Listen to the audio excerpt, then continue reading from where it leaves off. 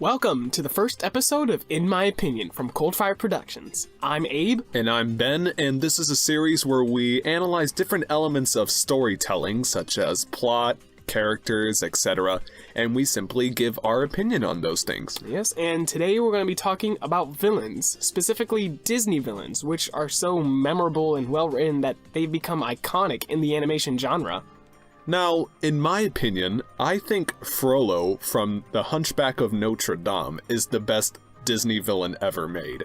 And in my opinion, I think Syndrome from Pixar's The Incredibles is the best villain. Now, what we're going to do, we're going to take Frollo and Syndrome, and we're going to compare them using 5 categories on how to make good villains. Now, these categories were provided by mythicscribes.com. We have a link in the description below if you want to get to know a little bit more about them. And now, just a disclaimer before we start. This is obviously our opinion. You're not right or wrong for agreeing with us or disagreeing with us, and if you have a different opinion, be sure to let us know in the comments. We're not against it. So let's dive in. Now, what's the first thing? I know you're the one with the paper. Okay. So, the first category that we have to verse off these 2 villains is powerful. Now, a good villain needs to be powerful against his hero. It doesn't always have to be physically, it can be intellectually or like with influence, but he has to overshadow the hero in some way. So probably just mean like in command over the situation. So kind of like if the situation can be manipulated by just being strong, then in that terms, then the person is powerful. The villain is powerful. Exactly. Now, this is why I think Frollo is such a great villain, because he has not necessarily physical power, but he has total influence over the entire city. He oversees everything. He's the one that sees everyone gets punished, and he has this vendetta against gypsies. And so you see the fear that is spread out all throughout the city because of this one person. Yeah, but what about the power in relation to the hero, not just circumstance? Well, in relation to the hero, this guy, he is super manipulative, and even the hero, Quasimodo, he fears Frollo, and so much so that he's afraid to do specific things because he thinks it's going to upset him to a point where something bad might happen to him. Care to be specific? I'm just for example, in one part of the movie, the hero is simply talking about wanting to go to the festival, and Frollo, he just puts all this influence telling him how that's a terrible idea, no one's going to love you, and the hero, he really just soaks it up all in. You really see how he agrees with how Quasimodo really agrees with Frollo with everything that he said, even though kind of afterwards he sings a whole song and that kind of washes it away, but you still kind of feel it. You still really feel that power that Frollo has, not only against the city, but against the character himself. Well, I'll give you that. But in Syndrome's case, power is, by this measure, to be strength. And Syndrome has that too, where he not necessarily needed superpowers to overcome the heroes, Mr. Incredible and his family. He just comes in and shows him all his fancy gadgets. He built these robots. He's been killing a bunch of heroes, and like when it comes to that, it's like a super shock, like, because we didn't see that coming from Syndrome. Like, he was just this boy, and now he's doing all this kind of stuff, and he's got that I won't say that he has as much influence over like Frollo does, because he's more of his influence hasn't come out yet, because he's really got that master plan that doesn't go out yet. He's trying to make it happen, whereas I can see that Frollo's is already in motion, you could say. But I must give Syndrome credit that he is powerful in the sense of the hero, and he specializes in attacking Mr. Incredible's weaknesses. Kind of like you see that raw strength is not the way to handle everything, and he's also attacks him emotionally with his family and things like that. Well, to be fair, in the movie, he didn't know that he was attacking his family. Like those missiles that he sent to that plane, he thought it was a government plane. When he says, "So you do know these people," he didn't know that it was his family. But he saw the concern in Mr. Incredible, so he was going to provoke that nonetheless. But if you're talking about power, like having control over the situation, then that he really fails when it comes to getting fail. Yeah, fail. I mean, like, he got his butt whooped by his own creation. Like, his whole plan backfired, and then the last thing he does is just kidnap the son as a last ditch effort. So that doesn't seem like he has complete control over the situation for me, as Frollo does, because Frollo just simply doesn't fail until like the very end.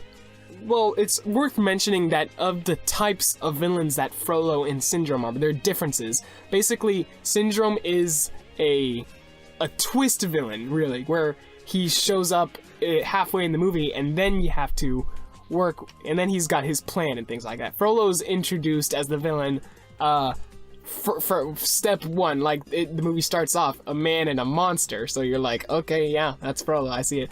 But Syndrome, he's played differently, where his villain interactions are, where even though they're not working for the circumstance, because you don't really know about it until the second half, he still does a good job. You can't deny that he doesn't do a good job attacking the heroes. But at least for this category of powerful, I would have to say that this point has to go to Frollo, because I'll give you that. Because he, not only does he have more power and influence over the main character, like, directly, but you see him have more power throughout the entire movie. Like, he has power, like, you could say for 95% of the movie, whereas Syndrome, he only shows up like around half of the movie. So Frollo, he has more power and he shows more of it. So I would say the point for powerful villain goes to Frollo. But we still are acknowledging that they both are good villains, and that power does a good job of giving us fear and intimidation for the villain, and you know. So I want that. Yeah, one. okay, you'll take it. Frollo 1, Syndrome 0. Okay. I sort of saw that coming. Okay. Next is intelligent. Now, basically, what needs to be shown is that the villain needs to show that he's a smart person. When he makes up his plan, it's not just having power, because you can have an idiot be in power and still be influential and use fear. But intelligent is someone who is a villain who has a good strategy on how to defeat his villain. Yeah, because you can say that this person is super powerful, but doesn't really mean anything if he knows how his power is affecting those around him. One good example would be the villain from Justice League. He has all this power going after that big mother box, but the way that he executes his plan with all that power is not exactly the best way to go, and he even loses the fight in kind of a wimpy way, if you ask me. Yeah. So let's look at, you let me go first. I've sort of got a feeling where this one is gonna go, but Syndrome, he does have brains. For the time that he's shown, he does use his intelligence to his advantage. He's already set up this plan, and it's already gone well. He's gotten, like, when Mr. Incredible's in the archives room, he's already seen that like half of the plan is already complete and things like that, and he actually succeeded. Like, Syndrome succeeded. He had the Incredibles tied up, and he was ready to go and do his thing. The only reason he lost was because of an external contingency, which was Mirage helping them out. So other than that, I will say that he does have some, I won't refuse to acknowledge that he does have a flaw in his plan, where he didn't account for the fact that him playing the role of hero triggered his Omnidroid in the final battle to mistake him as a hero and take him out, and so that backfired on him. And that, yes, I will admit that Syndrome, he had a good, you could say, evil villain plan compared to Frollo. In reality, the Frollo, he he doesn't really have a purpose for Quasimodo, rather than just, keep him up there and let him, do his thing of capturing Esmeralda. Just his relation to the hero when it comes to intelligence, just stay out of my way. I don't care about for as much as when Quasimodo discovers about the gypsies, Frollo just didn't account for that. He's like, oh hey, Quasimodo discovered the gypsies, let me take advantage. It wasn't really part of a plan. He's like, oh thanks for that. Yeah, in part inside the movie, when he realized that Esmeralda's gone, he didn't even consider Quasimodo. So it's not that I would say he wasn't that planned. And I would say the only intelligent thing that he kind of does, I know I sound like I'm against Frollo in this one, but in reality the only plan that he had was simply manipulating the Hunchback to lead him towards the Court of Miracles. I would say that your villain's Frollo's intelligence is immediate. It's direct. Kind of like, it's not long term. He doesn't have a big plan. He had a goal to eliminate the gypsies, but he didn't have an extremely long plan on how to do it. He was just going around searching for them as he went. While Syndrome, he had a more elaborate, longer phase plan. While Syndrome had moments of immediate planning and strategy and things like that, where Syndrome only slipped up a couple times, and it didn't make him look that bad. So I guess just for this one, I would say the point goes to Syndrome, because even though Frollo, he's smart on the spot, Syndrome had this entire plan on how to... More of both. Yeah, he had more of both, of how to beat up Mr. Incredible, and if it wasn't for the Omnidroid being too smart, I think he would have got away with everything. And Mirage, yeah. Mirage. So Syndrome won, Frollo won. Alright, so now we got the third category, which is immoral. Basically, villains need to act evil. They need to do evil things. Or, not really in some cases, villains, yes, but a role of antagonist is just to be against the hero, and that usually, or the protagonist, and that usually sets them in the evil line. Since we're talking villains, it implies that they're evil, so they must be immoral. So yes, immoral. So here's where I think Frollo really shines, because his immoral acts are clearly seen all throughout the entire movie. He kills Quasimodo's mother, he's about to burn Esmeralda, he burns half of Paris, he lies to Quasimodo about his mother abandoning him, he is hunting down all these gypsies, he burned out an innocent person's house, and all throughout the movie you see his self-righteousness inflicted. And this is showing how evil this guy is. In a sense, you love to hate him. He's so good at being hateful, and it gives us a good reason to hate him, and I think that is where his strong suit really shows. Instead of Syndrome, where really all his evil stuff, all the superheroes being dead, is really just a kill list, and you don't really see him doing anything evil, except, yeah, really, he doesn't really. Let me talk about Syndrome. Basically, Syndrome, he's not.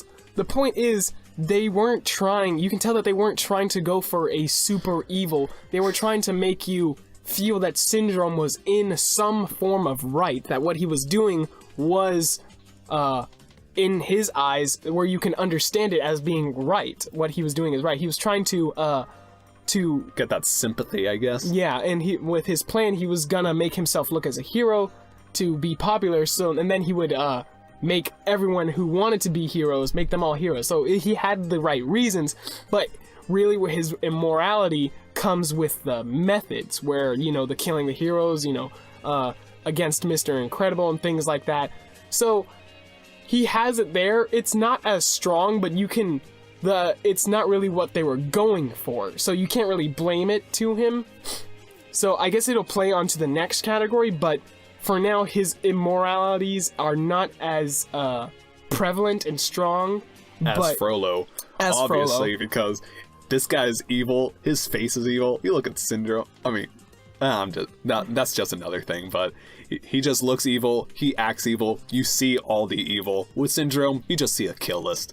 So I think that point goes to Frollo. So this is Frollo 2, Syndrome 1. Okay. Next one. Now, Wounded. Haha, this is where I start. Wounded. Syndrome, when you think of him, First, what does it mean for a villain to be wounded? Okay, basically, it's pretty much just that you get to understand how they got to their villain, because, nobody's born a villain. So we understand how no one's born a psycho killer. In a sense, everyone's born normal, if that makes any sense. So basically, you get to, what this does, when you see their wounds, you get to understand and you sympathize with them, and you see and you understand them, and then it sort of humanizes the villain, where you start to sympathize with them and it makes them compelling. You connect with that villain. That's what's scary. You connect with Syndrome and you're like, wait, did I just feel something for this villain? It makes you feel weird, but that's what the good writing is. It makes him feel human. So I think that's where Syndrome has it. You see him as a kid, and then you see how he was rejected by Mr. Incredible, how it caused, basically because Buddy let the bomb happen, and then it led to these chain events that supers were illegal now. And so basically you see how that wounded him. And then if they'd shown like Buddy casting off the picture right after the train bombing, they like you would have seen it come. But his wound, or I'm getting off topic, but the wound, you see that and you understand him, is basically, that's what I'm trying to say. You understand him. In reality, like, you kind of see Syndrome's backstory. Like you understand why he's a villain. He got dumped by his hero. Yeah. So you can't help but feel a little bit for Syndrome. You're like, yeah. And I'll admit, when it comes to Frollo, you really don't feel any human in it. He's kind of like the devil's son, if that is any comparison, because not only do you don't really see why he's so self-righteous, why he does all this immoral stuff. You just know that he does. I guess for me, the only sympathetic thing is that he is in love, I guess, with Esmeralda. I mean, that's the only human thing he could have, but I don't think it resonates just as well as it is with Syndrome. So I'll admit, when it comes to Wounded. Yeah, so with basically the wound, Frollo still works without the wound, but basically the wound, with the wound, you like them, you begin to like them, and then without the wound, you like to hate them. So with Syndrome, you like Syndrome, but with Frollo, you love to hate Frollo. But at least when it comes to this category, I would say that Wounded goes to Syndrome. Okay, so that's now a tie. We're 2 for 2. This is the tiebreaker. Why is it that? It's because it's compelling. I mean, if you got 3 right off the bat, nobody would stick around. Yeah, it always is. All right, on to the next one. What's the next one? The next one is Determined. Now, what makes any character good is not only having, a reason to do the stuff that he's doing, but to also see him being passionate about it. I think this goes on to the line of addressing passive villains over active villains. We see how, like, if your villain's not, you can say that your villain, I guess they're trying to say show your villain is determined. Where you see, like, traditional villains, they're just sitting in their evil lair, cackling away on how they're gonna get rid of the hero. And so you don't really see, like, man, when is this guy gonna do something villainous? I mean, come on, I'm supposed to fear him or something. Kind of like Thanos until Infinity War came out. so that's what Determined is. It makes them active, and then so it sort of credits, you sort of feel, you get to experience their evil. It's sort of like the top of all of these previous categories, where basically, if they weren't determined, you wouldn't be able to see their power, you wouldn't be able to see their intelligence or their immorality and things like that. If they're not determined, you don't get any of this. So let me start with Frollo. I think that when it comes to Determined, Frollo, he really rocks this, because you see his self-righteousness right when he shows up with his horse and he's saying, bring these gypsy vermin to the palace of justice. Right there, you see that he's determined on getting rid of the of gypsies from Paris. Like, he just wants to get them all out, and he even uses Quasimodo to fulfill his goal. So he's so determined that he burns down half of Paris. You mentioned that. Yeah. You see that he's immoral, but like with this, you see the passion behind it. Just to jump on your side for a minute, like, I would say that the most of his determination comes at the final finale, where you see him to his limit. He was gonna murder his adopted son. Like, you see how crazy he's getting, how far his ideals are gonna take him, and I will give him credit. Yeah, he does get the determined. In a sense, he's kind of like his determination it becomes like exponential. Like, it starts off slow, but like as the ending reaches, like, you see him reach a peak of his determination to, kill off everything that he wants to see dead. And so I think that determination, it really shines, at least with Frollo. I think Syndrome does it too, because you see, like, even from the start, he's determined. With Syndrome, you get to see that determination even before he's the villain. You see him as how determined he is to be Mr. Incredible's sidekick. You see, like, he's trying to prove himself that he was the worthy hero. Yeah, exactly. And so you see, like, you get to see that determination go,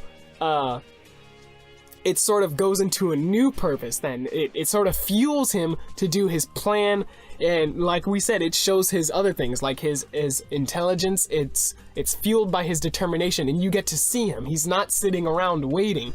Granted, even though he does show up in the he does show up in the second half. You don't see him directly until the second half, but with the archive scene, it's implied that he's not. He's been doing these things. He's been getting all this technology and killing the heroes. So even though you don't get to see it, you still get the sense that he's been determined. He's already done it, and that he's gotten results. So it's like ambient determination. Yeah, implied.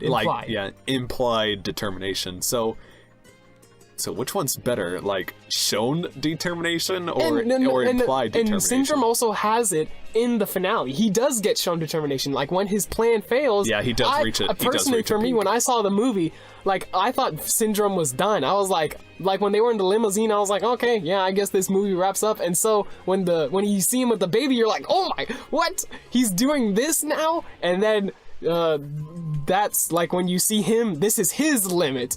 And so you see that determination. It's like the peak of his determination. So yeah, you see it, and then it ultimately leads to his downfall. Just like Frollo, it leads to his downfall. Yeah. So really, I'm not sure. I'm not sure which one's the winner. I don't like this. I don't like when videos do that. They're like, we'll call it a tie. No, we can't call it a tie. I think for me, my opinion, I think shown determination triumphs over implied determination. Yes, they say show don't tell. Yeah, they always say show don't tell. Well, I think they show Frollo's determination more than they show The thing is, Syndrome. Syndrome wasn't really told. Syndrome was shown as well. It just wasn't shown directly. It was shown. That's the sense of the implied. Because but for me, I think I'll still give you that. You had the direct determination. Because you go to a movie to see... directly active villain. You go to the movie to see stuff done, and for me, I think, even though he did do stuff, Syndrome did all these evil things, you don't see his determination. You see, until the other half, until the next half. Yeah, you see kind of implied, but I think Frollo, you see his determination from the beginning, and you see it from until the end. So, for me... Do you agree with me? I'll agree. I'll take it. Okay, so I'll bite the bullet. So that last point goes to Frollo, which means out of Frollo and Syndrome, using these 5 categories, we have to say that Frollo is the best villain. Is the best villain that Disney has ever made. But remember, that is our opinion. Yeah, they're both great villains. Like things we just talked about, they're both great. Yeah, but when it comes to this, in our opinion, Frollo is the best. But villain. Syndrome's still my favorite. He's still my favorite. That's my opinion. My opinion. Okay, to each his own. So, really, just let us know what you think. Do you agree that Frollo was the winner of this match? Or if you think that there was a villain that was better than him, a better Disney villain, just let us know in the comments below. We love to hear what you guys have to say, and also like, share. Yeah, show your support. Yeah, show your support. Like, share, and subscribe. We love to see how much you guys really like this things. And also, if there's any way we can improve this in any way, just let us know. We want to hear your feedback. But until next time, I'm Ben. And I'm Abe. And this has been... In my opinion, by ColdFire Productions.